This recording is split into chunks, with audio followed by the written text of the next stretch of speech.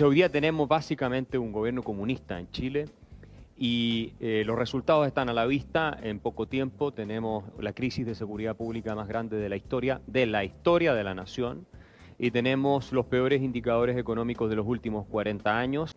Y en consecuencia Chile, que fue el país más próspero de las últimas décadas, los últimos 50 años, el último medio siglo en América Latina, y todos los indicadores lo reflejan sin ninguna duda, ¿verdad?, se está convirtiendo en otra nación fracasada más, impregnada de populismo, con niveles de seguridad completamente destrozados y con impuestos europeos, que es lo peor. Sí. Porque además nosotros tenemos impuestos altísimos y tenemos un Estado que está haciendo metástasis, una clase política cada vez más cleptocrática, que promete en nombre de la justicia social, ¿cierto?, que le va a sacar más a los que supuestamente tienen más.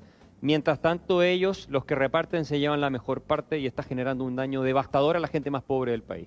Ya tenemos 80.000 millones de dólares de fuga de capitales desde el año 2019 hasta ahora. Eso es una cifra que nunca habíamos visto. Tenemos la inflación en 2 dígitos, tenemos un colapso en los niveles de inversión como no habíamos visto en décadas. Tenemos la devaluación del peso más formidable que hayamos experimentado también en décadas, y en consecuencia estas ideas populistas que vienen normalmente de las fuerzas de izquierda, estatistas, colectivistas y el socialismo revolucionario, están demostrando que también en el país más próspero de América Latina lo están convirtiendo en realmente un ejemplo de frustración, de fracaso y en un desastre muy trágico. Nosotros hoy día estamos viendo que la gente rica se está escapando de Chile, muchos se están yendo. El capital se está yendo, la gente calificada, el capital humano se está yendo. Yo les pregunto a ustedes, cuando no hay inversión, cuando la gente con recursos se va del país y ya no los invierte en el país donde está, ¿de dónde viene el empleo? ¿Quién va a crear los salarios? Del Estado, como siempre, hasta Caguá. Pero es que el Estado, claro, ese es el problema, que el Estado es un grupo de personas de carne y hueso, son políticos de carne y hueso, no es un Dios que flota en la estratosfera capaz de proveer todos los bienes y servicios que queramos. Y ese vive de nuestros impuestos.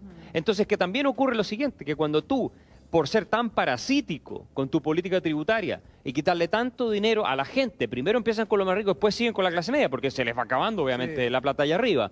Lo que termina ocurriendo es que también la recaudación del Estado cae, con lo cual tú tienes un déficit fiscal y una deuda pública, vean el caso argentino, que explota.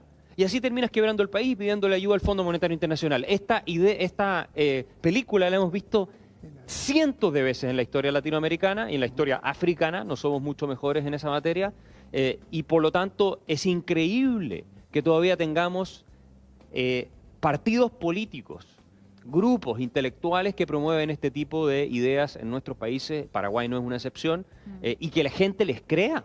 Si esta es la mentira, el fraude, la estafa más grande que existe en la historia, la idea de que les vamos a quitar a los que más tienen y les vamos a dar a los otros. Sí. Los que más tienen se llevan el dinero y terminas destruyendo un país, incluso, insisto, como Chile, que fue calificado en algún minuto como la joya de la corona latinoamericana, sí, el país más próspero que ha tenido en el último medio siglo. Quiero insistir en este punto, fuimos capaces de romperlo con este tipo de política demagógica.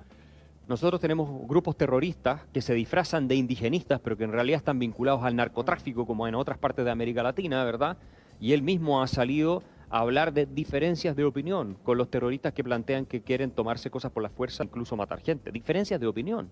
¿Cómo un presidente de la República puede decir que tiene diferencias de opinión con grupos terroristas? A los grupos terroristas se les persigue y se les elimina. Eso es lo que se hace en los países desarrollados. ¿Ustedes creen que pueden tener este tipo de grupos terroristas en Francia, en Alemania, en Inglaterra o en Estados Unidos? Es imposible. Nosotros en América Latina los metemos en el gobierno. Entonces, después nos sorprendemos que nuestros países son un desastre. En realidad hubo mucha gente que lo apoyó porque rechazaba más bien a José Antonio Kast más que lo apoyaba a él, no le gustaba la alternativa. Ahora probablemente están arrepentidos porque el desmadre que tenemos en Chile, el desastre que estamos experimentando, la incompetencia de nuestro presidente de la República, la ignorancia de sus ministros, las estupideces que les podemos decir todos los días, la charlatanería. Si Chile se convirtió de haber sido un país serio, con prestigio internacional, donde se admiraba su diplomacia, donde los presidentes tenían cierto estatus, a ser motivo de burlas, incluso entre nuestros pares latinoamericanos.